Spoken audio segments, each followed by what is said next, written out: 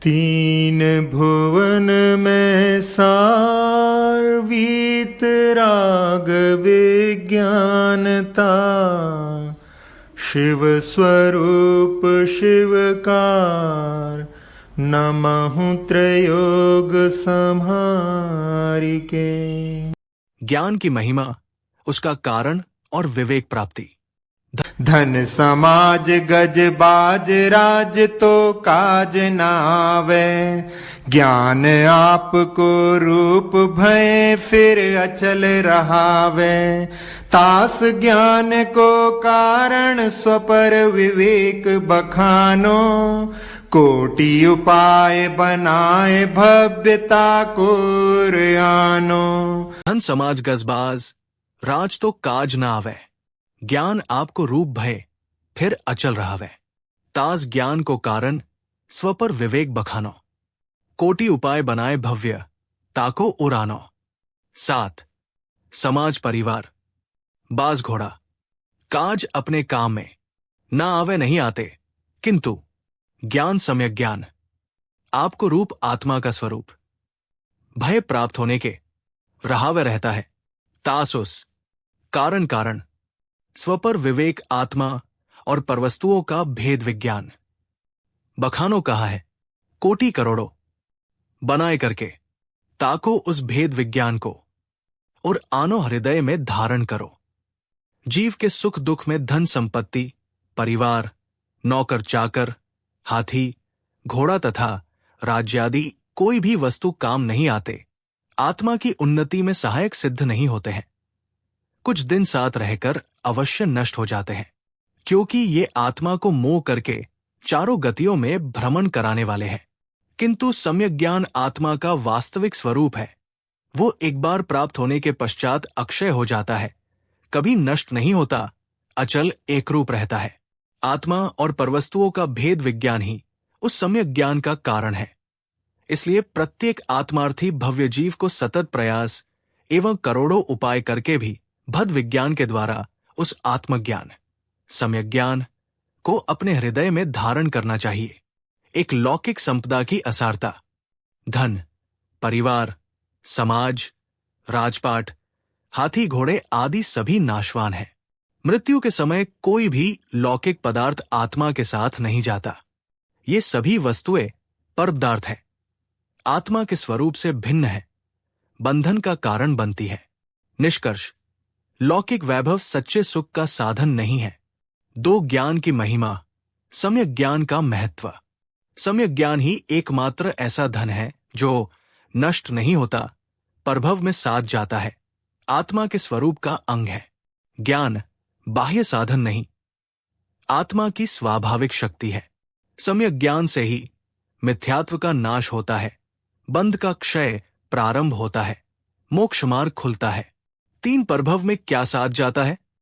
धन, परिवार, पद, प्रतिष्ठा, शरीर आदि कुछ भी परभव में साथ नहीं जाता है।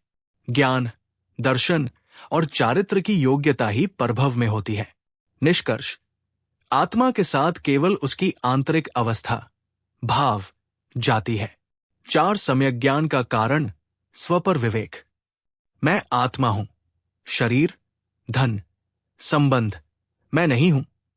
आत्मा और परपदार्थ का भेद ज्ञान, अपने स्वरूप की पहचान सम्यक ज्ञान बिना विवेक के संभव नहीं। विवेक जागृत होते ही राग द्वेष में कमी, आसक्ति का क्षय, आत्माभिमुख प्रवृत्ति, 5 विवेक के बिना साधना का परिणाम, बिना स्वपर विवेक के, तब बाल तब बन जाता है। व्रत केवल बाह्य आचरण रह जाता है। संयम पुण्य तो देता है, मोक्ष नहीं। अज्ञान सहित साधना के कारण से कर्म क्षय धीमा होता है, नवीन कर्म बंध का कारण होता है। निष्कर्ष, विवेक रहित साधना मोक्ष मार्ग नहीं बनती। 6 विवेक प्राप्ति के उपाय। जिन वाणी का श्रद्धा पूर्वक अध्ययन, आत्मा परमात्मा के स्वरूप का चिंतन, मैं कौन हूं, इस प्रश्न पर मनन, रागद्वेष से दूरी बनाने का अभ्यास, सत्संग और शास्त्र स्वाध्याय, विषयभोग की असारता पर विचार से विवेक प्राप्त होता है। 7 मुख्य निष्कर्ष की टेकअवेज।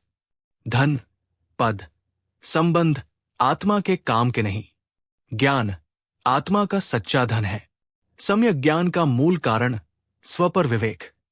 विवेक बिना साधना अधूरी साधना। विवेक सहित साधना मोक्ष मार्ग की सुनिश्चित दिशा।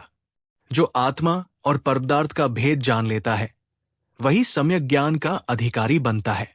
आत्मा और पर पदार्थों का भेद विज्ञान है।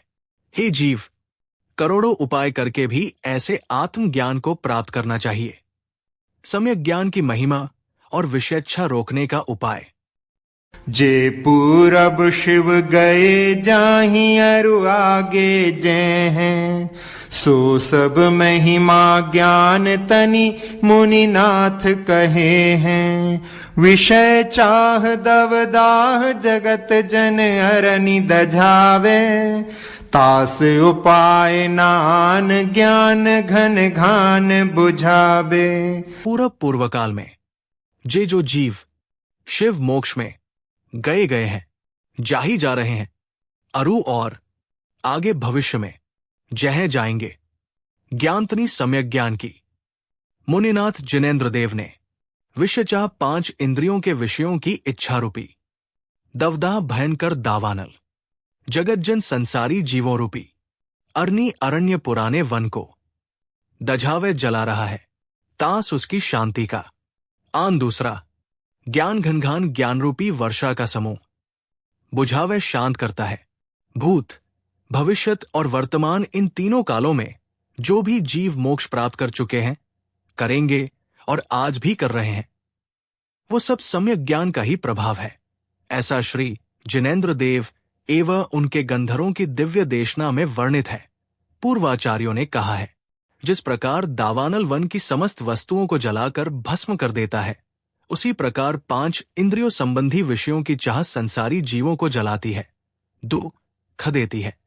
और जिस प्रकार मूसलाधार वर्षा उस दावानल को बुझा देती है, उसी प्रकार ये सम्यक ज्ञान रूपी मेघ समूह विषयों की चाह को शांत कर देता है, नष्ट कर देता है। अन्य कोई भी उपाय कार्यकारी सिद्ध नहीं हो सकता है। 1. सम्यक ज्ञान की महिमा।